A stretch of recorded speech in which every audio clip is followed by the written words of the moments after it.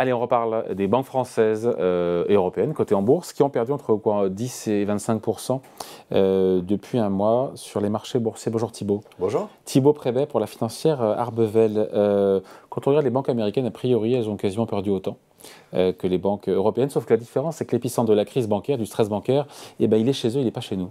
Absolument, c'est assez intéressant. C'est un peu agaçant d'ailleurs, je trouve. Ça rappelle un peu 2008. Il faut se rappeler que 2008, on a quand même un gros problème bancaire américain qui nous tombe dessus, que 2 ans après, le Nasdaq est revenu au plus historique, que 2 ans encore après, tous les indices américains sont revenus au plus haut, et qu'il a fallu, pour certains indicateurs, si on prend par exemple le Stock 600, quasiment 11 ans pour revenir toucher ses plus hauts. Donc cette idée que les Américains viennent nous plomber est intéressante. C'est leur faute, mais c'est notre problème. Ouais, exactement, phrase classique. Et c'est vrai qu'en même temps, on a aussi ce sentiment quelque part que ça dit peut-être plus de la qualité de la zone, du pays, des autorités, de la réactivité, que de la qualité des banques intrinsèques. C'est ça qui est intéressant, c'est-à-dire cette capacité des banques de se positionner comme un baromètre de l'état général du pays, plus que comme des valeurs fondamentales. Donc les banques européennes se sont pris les mêmes gadins boursiers qu'aux États-Unis, alors qu'en théorie, encore une fois, elles auraient dû baisser moins. Alors, elles auraient dû baisser moins. C'est vrai qu'il y a un peu plus de baisse de la partie banque vraiment régionale, avec des indices qui ont perdu quasiment 30. Mais si on regarde sur 5 ans, que vous regardiez UBS, que vous regardiez des banques comme la BNP, ou que vous regardiez des banques comme JP Morgan, c'est-à-dire les banques un peu les plus solides à chaque fois de chaque zone. On compare ce qui est comparable. Au final, vous êtes en légère hausse depuis le début de l'année. Sur 5 ans, vous êtes entre moins 10 et plus 10. Donc tout ça est globalement relativement étal. Alors que ce sentiment que toutes les banques US, en tout cas les moyennes, peuvent sauter à tout moment, alors qu'en Europe, on a beau regarder, on a quand même beaucoup de mal à être inquiet, reste un sentiment assez prégnant. Voilà. Au-delà de ça, il y a un désamour plus fondamental pour les banques européennes, des investisseurs qui ont toujours privilégié les banques américaines en disant qu'elles étaient plus rentables, sur longue période, ce qui n'est pas faux d'ailleurs, puisque elles le sont d'ailleurs. Ce qui n'est pas faux, c'est-à-dire que les banques européennes, c'est ça qui est très amusant, c'est qu'on se dit d'un côté elles sont très rentables, et de l'autre elles sont absolument pas rentables. Elles sont absolument pas rentables parce que c'est vrai que si vous regardez des sociétés les plus grosses qui ont des bilans de 1000 milliards, pour gagner finalement que quelques milliards à la fin de l'année. Donc c'est vrai que par rapport au côté systémique, presque banque-pays, on se dit au final ça crache quand même pas grand-chose quand on regarde certaines valeurs du luxe qui avec des chiffres d'affaires qui sont infinitésimaux en comparaison sortent beaucoup plus.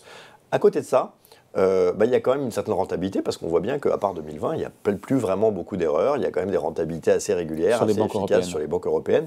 Et ce sentiment quand même qu'à chaque fois qu'il y a un plomb, c'est pour leur tête. C'est-à-dire que quand le pétrole était à 30, c'est un problème parce que les pétrolières vont faire faillite et ils sont exposés. Quand le pétrole monte trop, ça va ralentir l'économie, voire plus de faillites dans les petites sociétés. Et on a l'impression quand même qu'il y a toujours une mauvaise raison qui fait que finalement ça ne marche pas. Et donc il y a une lassitude de l'investisseur qui commence à se faire sur les bancaires. On leur avait dit les hausses de taux, c'est une bonne nouvelle. Puis finalement, on se dit, les hausses de taux, en fait, ça crée des problèmes qui sont presque plus embêtants que les bonnes nouvelles. Et donc, on sent que dans cette rentabilité qui s'est améliorée, dans cette idée qu'à long terme, les banques, surtout européennes, restent un pari qui ne semble pas si problématique que ça, ce désamour, cette frustration de se dire, il y a toujours une excuse, a fini par peser un peu sur les marchés. Et pourquoi ces arguments ne sont pas opposés aussi aux banques américaines ? Alors, ils le sont un peu. C'est-à-dire que JP Morgan, c'est le fleuron. Tout le monde dit qu'à chaque fois qu'il y a un problème, c'est eux qui vont racheter. Bon, on doit être à plus 10 sur 5 ans, c'est pas non plus d'un enthousiasme incroyable. En revanche, il y a cette idée qu'aux États-Unis, quand il y a un problème, l'État le gère vite. Donc il y aura toujours des solutions. Et effectivement, et je crois que Loïc Subran le disait très justement, en Europe, c'est quand même un bazar pour faire un truc. Donc c'est vrai que la capacité à être aussi rapide qu'ils l'ont été. Sur Crédit Suisse, ça s'est géré en un week-end. Mais c'est pas l'Europe. Oui, c'est vrai ça. C'est un peu le problème. C'est pas la zone euro. Et d'ailleurs, il est toujours amusant de voir que vous avez sûrement tous des amis suisses qui vous font tout un blabla sur les votations et c'est de la vraie démocratie et changer la loi et balancer une boîte en un dimanche soir, il n'y a pas de problème. Ouais. Donc on voit que l'efficacité parfois est capable de prendre le pas sur les différentes doctrines. Aux États-Unis, on a ça un peu aussi. Il y a un point qui me paraît très important sur les banques qu'il faut quand même soulever, c'est est-ce qu'on n'est pas au bout de l'exercice des banques centrales ? C'est-à-dire que les banques centrales nous disent on va monter les taux. Mais on a vu qu'en fait, ça créait plein de problèmes. Donc maintenant, une grosse partie de la politique des banques centrales est dite non conventionnelle.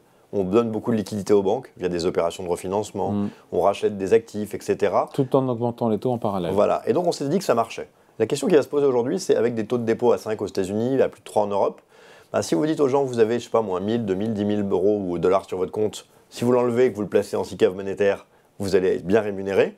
On est en train de siphonner des dépôts tout au même moment en essayant de donner des liquidités aux banques. Et là, on arrive sur un grand écart dont je pense que cette crise bancaire résume la difficulté. C'est-à-dire que les banques se font siphonner leurs dépôts au moment où on veut les aider et qu'au final, garder des taux assez élevés dans cette situation-là va être compliqué. Oui, mais le dépôt, encore une fois, s'ils sont siphonnés pour aller sur les SICAV monétaires, ça peut être la SICAV monétaire de sa banque, donc ça reste dans la banque. Pas vraiment, parce que vous avez des ratios dans les banques, il y a un certain nombre de ratios de solvabilité, mais aussi des ratios de liquidité. Les ratios de liquidité intègrent un certain nombre de ratios sur des dépôts, que ne sont pas les SICAV monétaires qui achètent des titres, et donc, qui sont des certificats. Et donc en fait, ça n'aide pas les liquidités de la même manière, c'est le premier point. Le deuxième point, c'est que l'argent que vous avez sur votre compte courant, Boursorama, vous n'êtes pas forcément rémunéré dessus. Alors que quand vous mettez de l'argent de SICAV monétaire, s'ils veulent acheter des titres, maintenant on l'a avec un dépôt à terme. Elle les paiera. Dépôt à terme à 3%. Avec un dépôt à terme. Mais l'argent que vous avez sur votre compte courant, par défaut, c'est des petits montants pour chaque Français. Mais quand on les ajoute, ça fait des montants énormes. C'est des liquidités et donc des ressources pour les banques qui sont non rémunérées, ce qui est normal.